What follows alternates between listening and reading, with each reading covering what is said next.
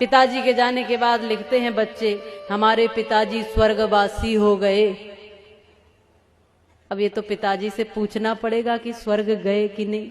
यदि वो स्वर्गवासी हुए और स्वर्ग इतना अच्छा होता है तो उन्होंने कभी आपको बुलाना नहीं चाहा कि आ जाओ भैया, वहां क्यों पड़े हो, ये बहुत अच्छी जगह है।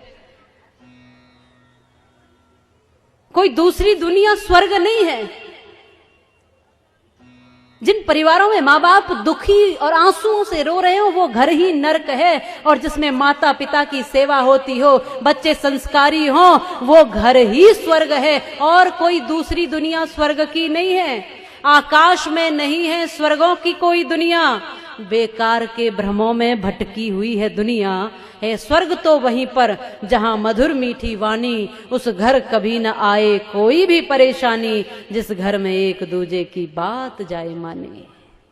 एक दूसरे को समझकर जहां लोग रहते हैं वो घर स्वर्ग होता है। और एक व्यक्ति भी अगर विपरीत विचारधारा का होता है तो रामायण उसका भी उदाहरण देती है कि क्या होता है।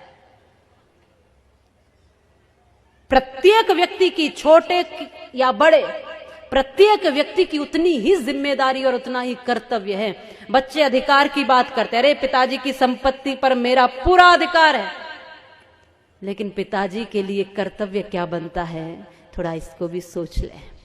और बड़े भी ऐसा करते हैं, अरे भाई पैदा किए हैं तो कौन सी बड़ी बात है, उनका भी एक जीवन है, वो भी एक स्वतंत्र सत्ता है ईश्वर की, वो भी एक वही तत्व है जो तुम है। इसलिए छोटा हो ये सोच करके उसको छोटा नहीं समझना है। प्रत्येक व्यक्ति ईश्वर का अंश है। हो सकता है कि बड़े लोग कुछ दिन पहले इस दुनिया में आ गए हैं, बच्चे थोड़े दिन बाद इस दुनिया में आए हैं, बस उतना ही तो अंतर है, समय का अंतर है बस।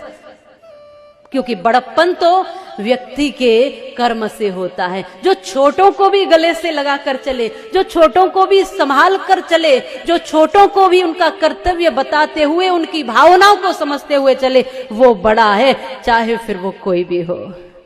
इसलिए हम सबको एक दूसरे की भावना से जुड़ करके अपना घर मंदिर बनाना है, अपना घर स्वर्ग बनाना है।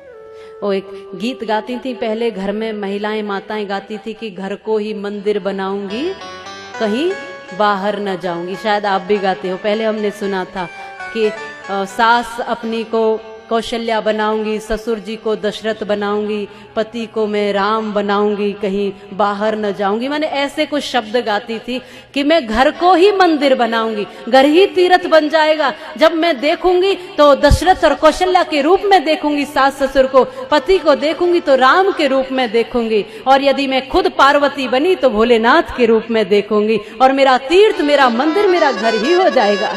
फिर बाहर जाने की जरूरत क्या है मुझे, जब घर ऐसा हो जाए। ऐसा माताएं गाती थी। उनके सामान्य शब्दों में कितनी गहराई छुपी होती थी। आज हम घरों को नर्क बना रहे हैं। क्या बना रहे हैं? घरों को नर्क बना रहे हैं, स्वर्ग नहीं बना रहे। ये सोचना आपका काम है।